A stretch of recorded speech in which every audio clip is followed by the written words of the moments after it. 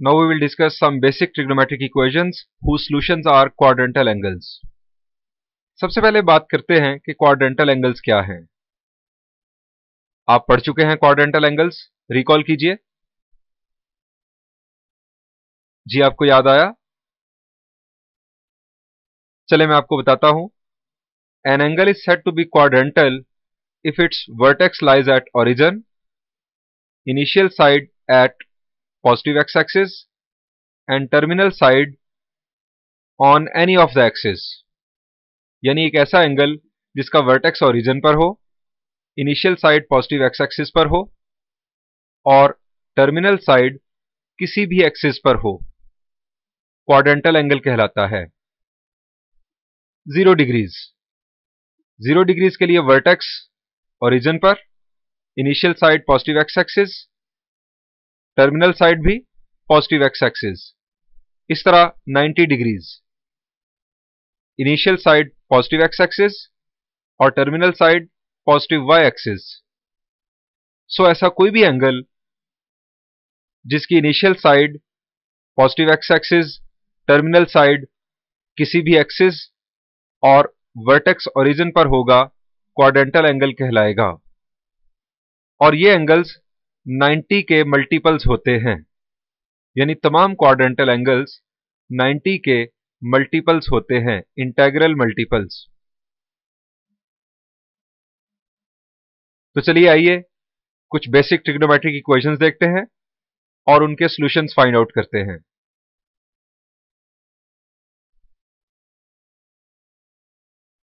First equation is sin x is equal to 0।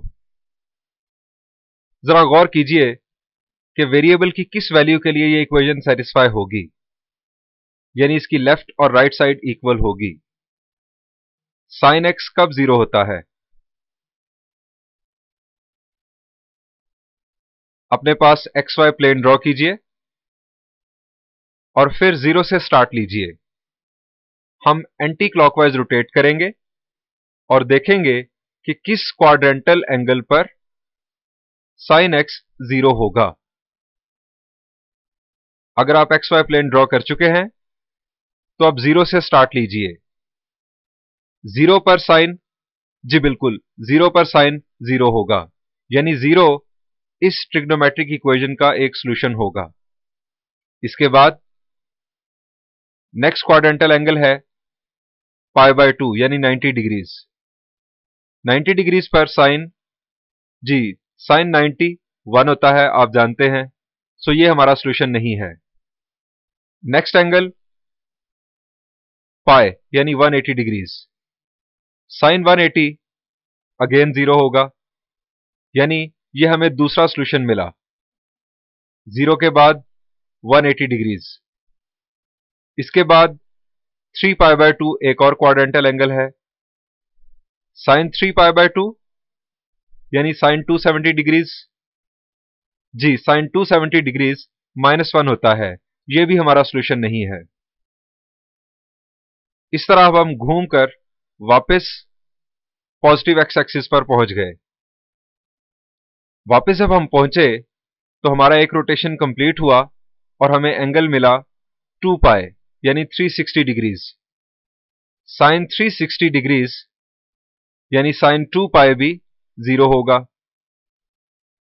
अब हम rotate करते रहेंगे और आप जानते हैं कि जब भी हम एक्स एक्सिस पर आएंगे तो साइन 0 होगा। एंटी क्लॉकवाइज रोटेट करने की सूरत में 0 के बाद पाई, 2π, 3π, 4π एंड सो ऑन, ये हमारे सॉल्यूशंस होंगे।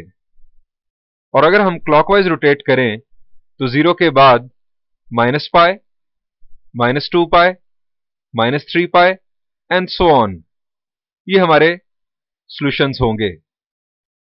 सो these are the solutions of this trigonometric equation. अब जरा देखिए कि इनमें प्रिंसिपल सॉल्यूशंस कौन से हैं। क्या डिस्कस किया था हमने प्रिंसिपल सॉल्यूशंस के बारे में? जी ऐसे सॉल्यूशंस जो 0 या 0 से ग्रेटर हों और 2π से लेस हों, यानी 0 या 0 से ग्रेटर और 360 डिग्री से लेस। तो जरा देखिए,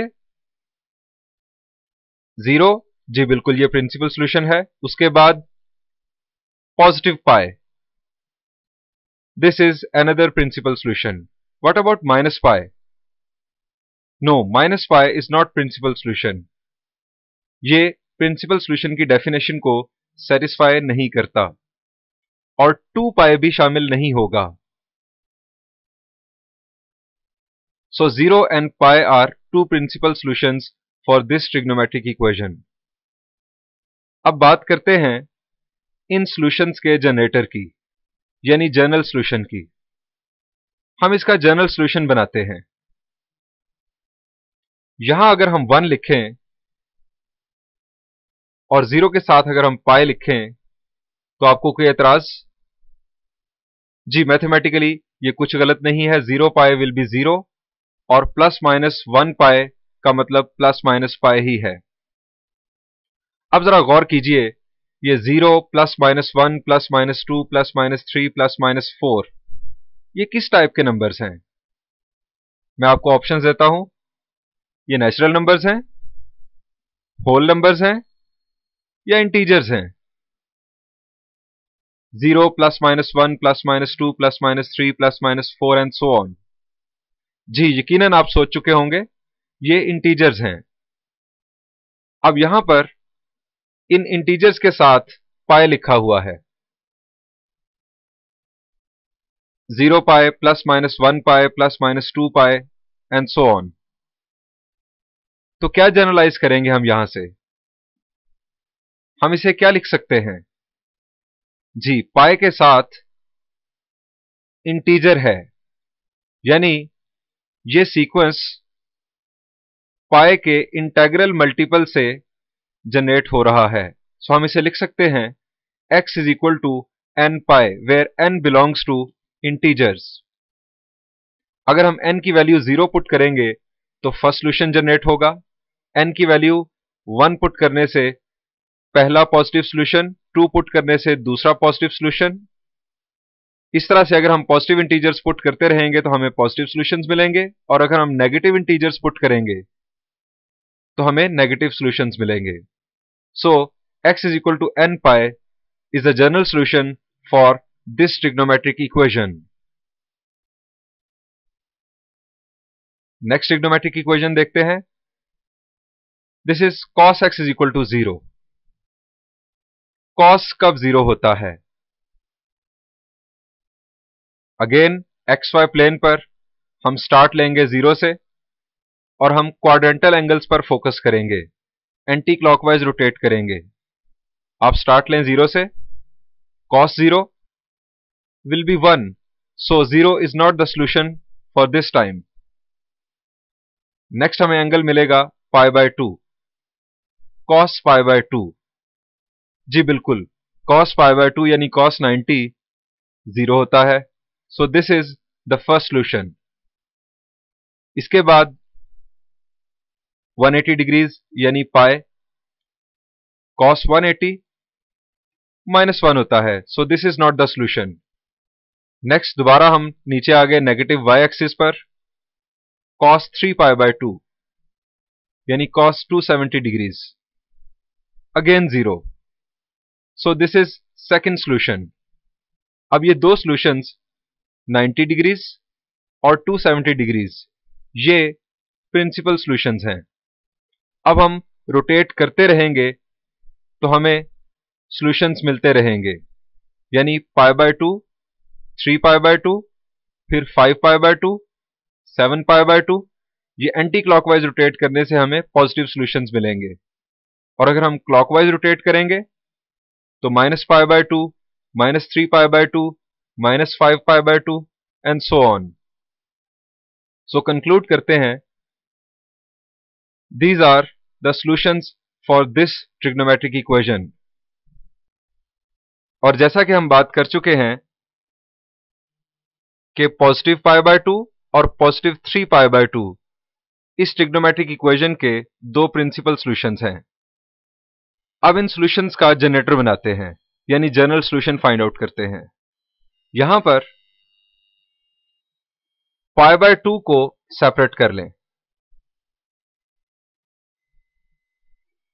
और उसके साथ नंबर देखें। फर्स्ट लिखा हुआ है यहां पर 1 प्लस माइनस 1, फिर plus minus 3 plus minus 5 plus minus 7। ये किस टाइप के नंबर्स हैं? मैं आपको ऑप्शंस देता हूं।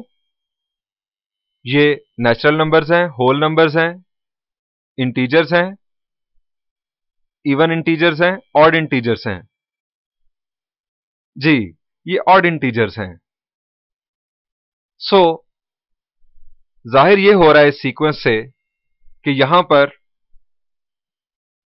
ऑड इंटीजर्स के पाई बाय 2 के साथ मल्टीपल्स आ रहे हैं, यानी solution of this triangle is odd integral multiples of pi by 2।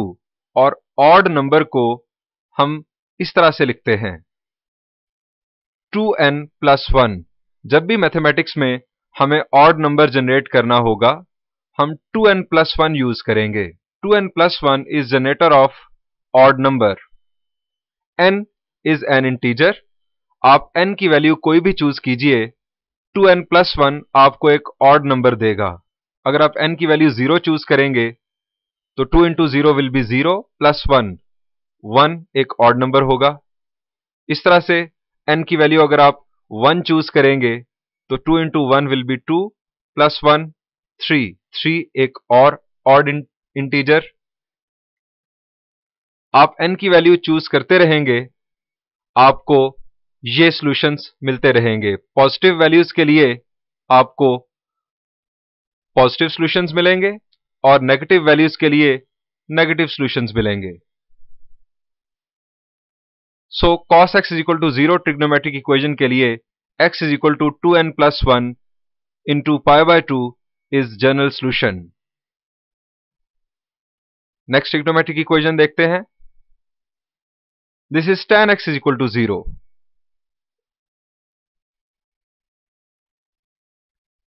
tan बुनियादी तौर पर क्या है? tan को हम सिंप्लीफाइड फॉर्म में क्या लिख सकते हैं? जी, यकीनन आप सोच रहे होंगे कि tan को हम लिख सकते हैं sin x over cos x। अब जरा देखिए कि यह एक्सप्रेशन कब जीरो होगा। क्या डिनोमिनेटर जीरो होने से हमें आंसर जीरो मिलेगा? जी बिल्कुल नहीं।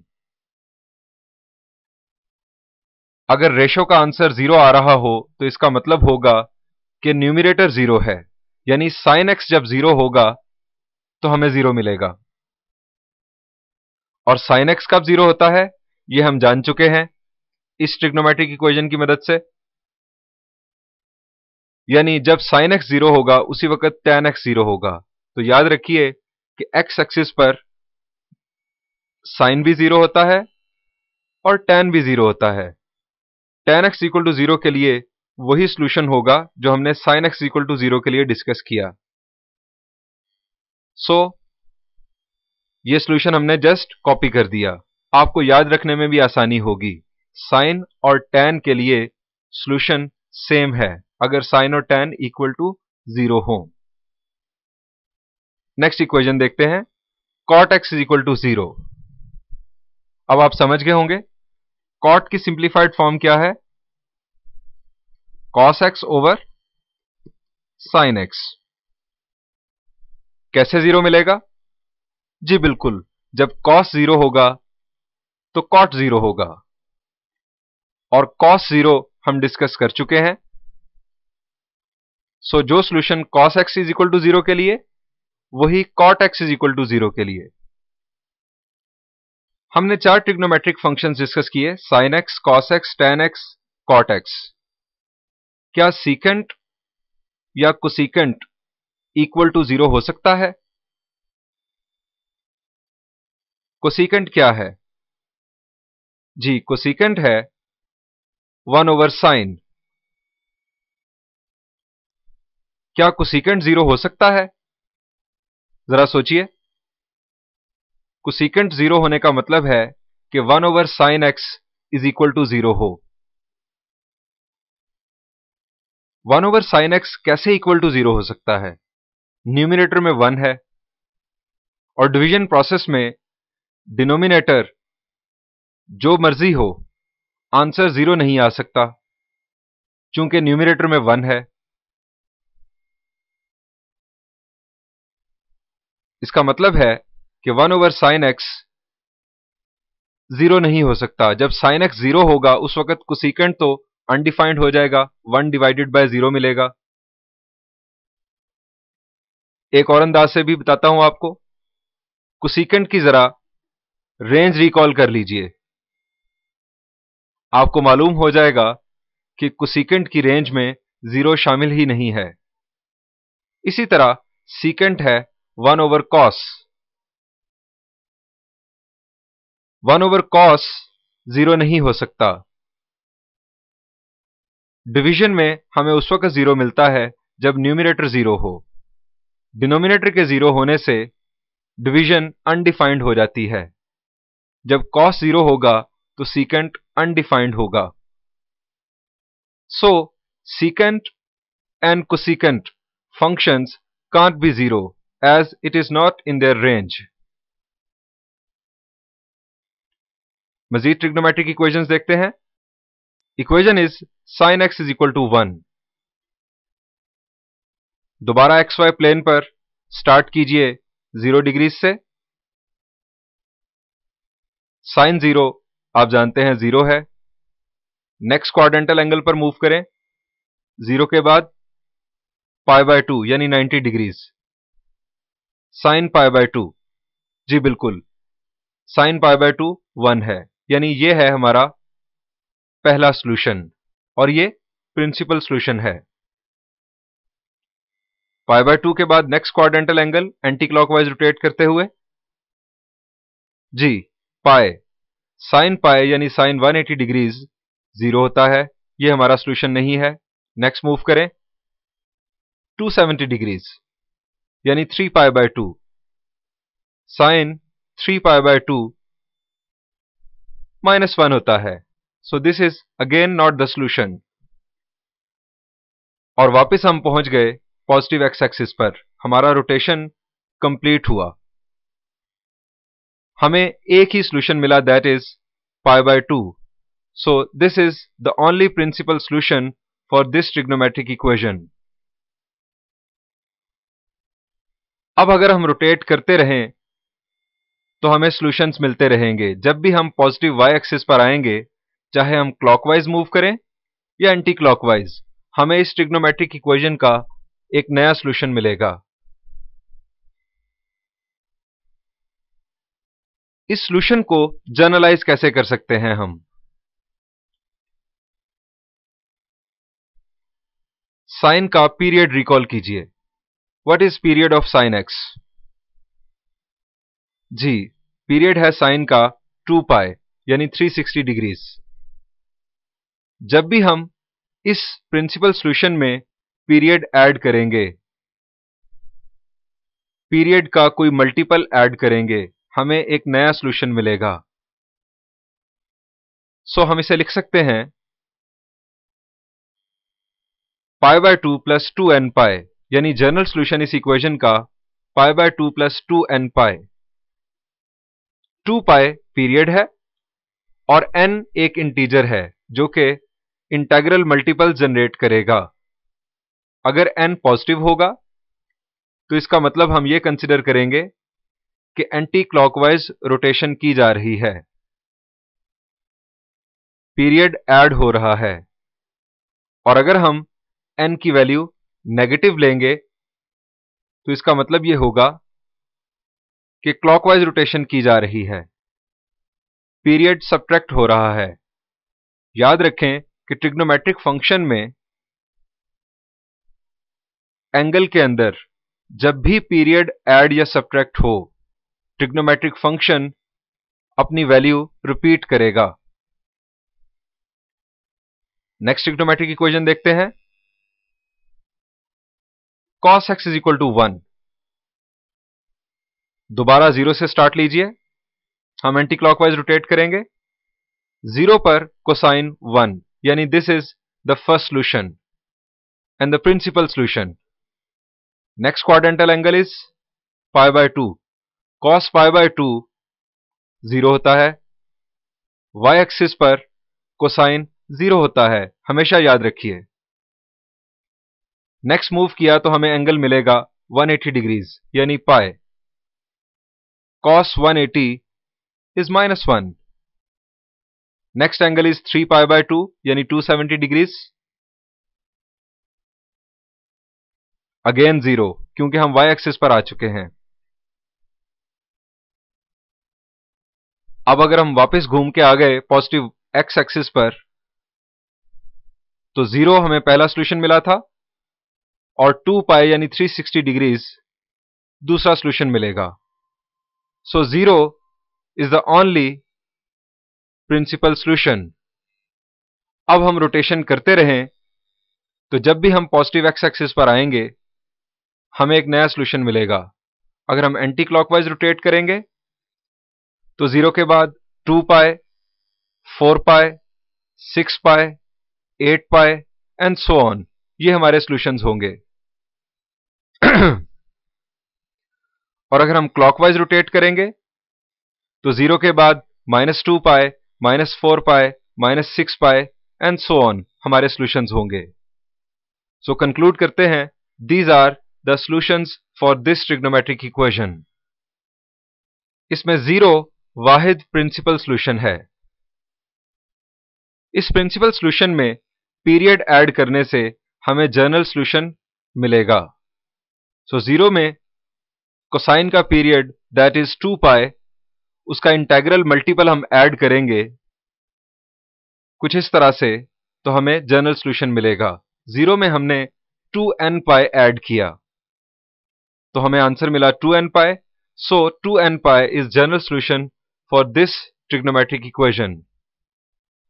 n इज इंटीजर, n को अगर हम 0 चूज करेंगे तो फर्स्ट सॉल्यूशन मिलेगा, और 0 के बाद अगर हम पॉजिटिव इंटीजर चूज करेंगे तो पॉजिटिव सॉल्यूशंस मिलेंगे, और अगर हम 0 से नीचे की तरफ नेगेटिव इंटीजर चूज करेंगे तो हमें नेगेटिव सॉल्यूशंस मिलेंगे, यानी -2 pi, -4 pi, -6 pi and so on. Next equation देखते हैं। This is cosecant x is equal to 1। Cosecant क्या है हम पहले भी डिस्कस कर चुके। कोसेकेंट है 1 ओवर साइन x। अब जरा सोचिए 1 ओवर साइन x 1 कब होगा? न्यूमरेटर में तो पहले ही 1 है, डिनोमिनेटर में साइन x है। हमें आंसर 1 उस सूरत में मिलेगा जब डिनोमिनेटर में 1 आएगा, यानी जब साइन x 1 होगा। और साइन x कब 1 होता है ये हम डिस्कस कर चुके। सो जब साइन x 1 होगा उसी वक्त कोसेकेंट x भी 1 होगा। सो वही सॉल्यूशन हम कॉपी करेंगे, हमें याद रखने में भी आसानी होगी। Next trigonometric equation is secant x is equal to 1। Second को आप जानते हैं, हम लिख सकते हैं 1 ओवर cos x। अगेन वही लॉजिक, जब cos 1 होगा उसी वक्त सेकेंड 1 होगा। सो सेम सॉल्यूशन कॉपी करते हैं, याद रखने में भी आसानी होगी। आगे बढ़ते हैं और कुछ मजीद ट्रिग्नोमेट्रिक इक्वेशंस देखते हैं। यहां पर यह डिस्कस करते हुए चलते हैं कि हमने tan और cot का जिक्र नहीं किया। जरा सोचिए क्यों? tan कब 1 होता है? जी, tan 1 होता है 45 डिग्रीज पर। तो 45 डिग्री क्या क्वाड्रेंटल एंगल है? जी, इसीलिए हमने यहां पर उसका तज़किरा नहीं किया। हम ऐसी ट्रिग्नोमेट्रिक इक्वेशंस डिस्कस कर रहे हैं जिनके सॉल्यूशंस क्वाड्रेंटल एंगल्स हैं। tan और cot 1 होते हैं लेकिन उनके सॉल्यूशंस क्वाड्रेंटल एंगल्स नहीं हैं। सो आगे बढ़ते हैं। Equation is sin x is equal to -1। Sine कब -1 होता है? XY प्लेन पर आ जाएं, 0 डिग्री से स्टार्ट लें, एंटी क्लॉकवाइज रोटेशन करेंगे हम। 0 पर साइन 0, हम पहुंचे 90 पर, 90 पर साइन 1, नेक्स्ट मूव करें 180 पर, साइन 180 0, नीचे आ जाए नेगेटिव वाई एक्सिस पर, साइन 270 डिग्रीज यानी 3 pi by 2, it is -1. So this is the first solution. और मजीद अगर हम आगे जाएंगे तो हम पॉजिटिव एक्स एक्सिस पर पहुंच जाएंगे, यानी हमारा एक रोटेशन कंप्लीट हुआ. सो 3 pi by 2 is the only principal solution for this trigonometric equation. अब 3 पाई बाय 2 में अगर हम साइन का पीरियड ऐड करेंगे, यानी साइन के पीरियड के इंटेग्रल मल्टीपल्स, तो हमें जनरेटर मिलेगा इस इक्वेशन के सॉल्यूशंस का, यानी general solution. So 3 pi by 2 में हमने 2n पाई ऐड किया, हमें जनरल सॉल्यूशन मिला. Next trigonometric equation is cos x equal to -1. Again 0 से स्टार्ट लीजिए, एंटी क्लॉकवाइज रोटेट करेंगे. 0 पर कोसाइन 1, 90 पर 0, 180 पर यानी पाई पर. जी बिल्कुल, cos 180 इज -1. ये हमारा पहला सॉल्यूशन, और चूंकि ये 0 और 360 के बिटवीन है, so this is principal solution. 180 के बाद नेक्स्ट हम पहुंचे 270 पर, cos 270 अगेन 0, चूंकि हमें याद है कि y एक्सिस पर कोसाइन 0 होता है. सो हमारा रोटेशन कंप्लीट होगा जब हम वापस पहुंचेंगे पॉजिटिव एक्स एक्सिस पर. हमें सिर्फ एक ही सॉल्यूशन मिला, that is x is equal to pi यानी 180 डिग्रीज. इस प्रिंसिपल सॉल्यूशन में अगर हम integral multiples of period add करेंगे तो हमें मिलेगा general solution. Next equation is cosecant x is equal to -1. Same logic use करेंगे जो हमने cosecant x is equal to 1 के लिए यूज की. कोसेकेंट है 1 ओवर साइन. अब न्यूमिनेटर में तो 1 है, -1 आंसर हमें उस सूरत में मिलेगा जब sin x -1 होगा. और sin x -1 कब होता है यह हम डिस्कस कर चुके हैं, यानी जब sin x -1 होगा उसी वक्त कोसेकेंट x भी -1 होगा, यानी वही सॉल्यूशन कॉपी किया जाएगा. Next is secant x is equal to -1. अब तो आपको बताने की जरूरत ही नहीं, वही लॉजिक यूज होगी जो हमने कोसेकेंट के लिए यूज की. जब cos -1 होगा उसी वक्त secant भी -1 होगा. यहां पर भी tan और cot का तज़किरा नहीं हुआ. tan और cot क्या -1 नहीं होते? जी बिल्कुल होते हैं, लेकिन वो एंगल्स क्वाड्रेंटल एंगल्स नहीं हैं. tan की वैल्यू -1 होती है 135 डिग्रीज पर, और cot भी 135 डिग्रीज पर ही -1 होता है. और इसके बाद इसमें पीरियड ऐड करने से हमें मजीद सॉल्यूशंस मिलते हैं, लेकिन वो सॉल्यूशंस क्वाड्रेंटल एंगल्स नहीं हैं. ये थी कुछ बेसिक ट्रिग्नोमेट्रिक इक्वेशंस जिनके सॉल्यूशंस क्वाड्रेंटल एंगल्स थे. इन तमाम जनरल सॉल्यूशंस को याद कर लें, आपको बहुत अच्छी तरह याद होने चाहिए. जब हम एक्सरसाइज स्टार्ट करेंगे तो कॉम्प्लेक्स ट्रिग्नोमेट्रिक इक्वेशंस के अंदर ये बेसिक ट्रिग्नोमेट्रिक इक्वेशंस आएंगी, और वहां पर अगर हमें ये सॉल्यूशंस याद होंगे तो हमें उन इक्वेशंस को टैकल करने में बहुत आसानी होगी. सो इन तमाम सॉल्यूशंस को याद रखिएगा, और इन्हें याद करना कोई मुश्किल भी नहीं है. आपने देखा कि यहां पर पेयरिंग हो रही है. जैसे आप इसी टेबल में देखें, साइन और कोसेकेंट के लिए सॉल्यूशन सेम है, कॉस और सीकेंट के लिए सेम है. इसी तरह लास्ट टेबल में भी सिमिलैरिटी मौजूद थी, और उससे पहले वाले टेबल में भी. सो याद करना कोई मुश्किल नहीं है. आपको इन ट्रिग्नोमेट्रिक इक्वेशंस और इनके जनरल सॉल्यूशंस बहुत अच्छी तरह याद होने चाहिए. आइए अब एक ऐसी सिंपल सी ट्रिग्नोमेट्रिक इक्वेशंस देखते हैं जिसका सॉल्यूशन क्वाड्रेंटल एंगल नहीं है।